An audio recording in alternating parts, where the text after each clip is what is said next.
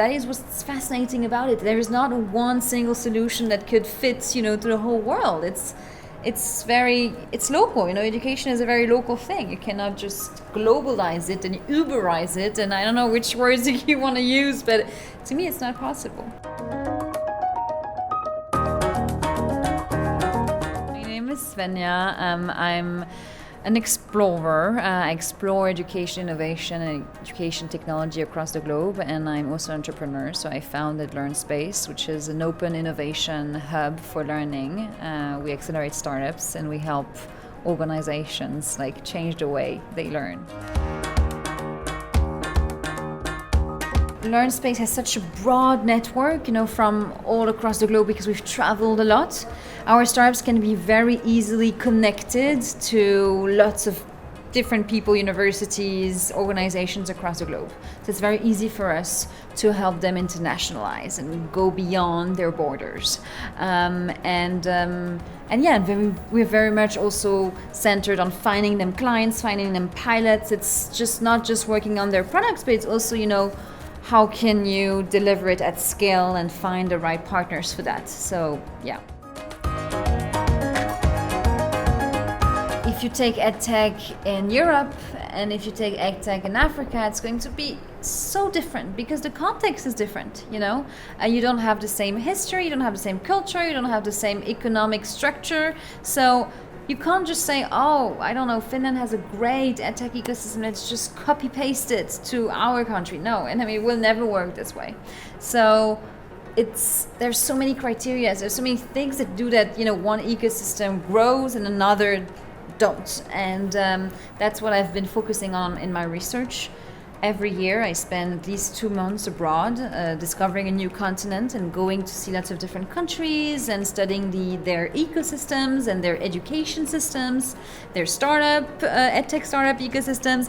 And it's fascinating because every country is different, they have different views on education and learning in general. And but that is what's fascinating about it. There is not one single solution that could fit, to the whole world. It's local. Education is a very local thing. You cannot just globalize it and Uberize it, and I don't know which words you want to use, but to me it's not possible. EdTech in Europe is, we have 28 different countries, that's true, but we still have the same, kind of the same culture in some ways. So I think, even if we have our differences, and obviously it's great, I don't want us to leave that, but I think we can build a European market. I strongly think so, and I think we also should think about how we could do that, obviously, because when you see China, when you see the US, Europe is a middle way, and we need to strengthen this middle way. So I've done a Europe tour 2 years ago, and I wrote a book about it, and I wrote about educate in my book, obviously, and Rose, and it's called Exploring the Future of Education. It's in English, and in this book I showed that although we have very different cultures and very different ways of seeing education, Finland versus Poland versus Spain, it's different. I think we can build, European markets if we align ourselves on, some key things like procurement. It's possible. I believe in that.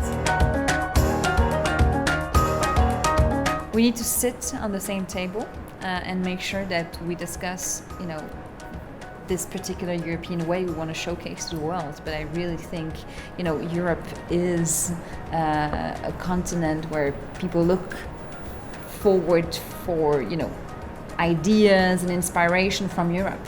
And so we need to show that we have this strength in us to build this community and act like a single voice, That's, important. There are 28 different countries with 28 different education systems. And in some cases, like Germany, you have 16 different education systems, and it's tough, to navigate that. It's great, as I said, diversity is important, but taking it as a market can be tough and can take time. And in some not to say most education systems, and I'm talking about K-12.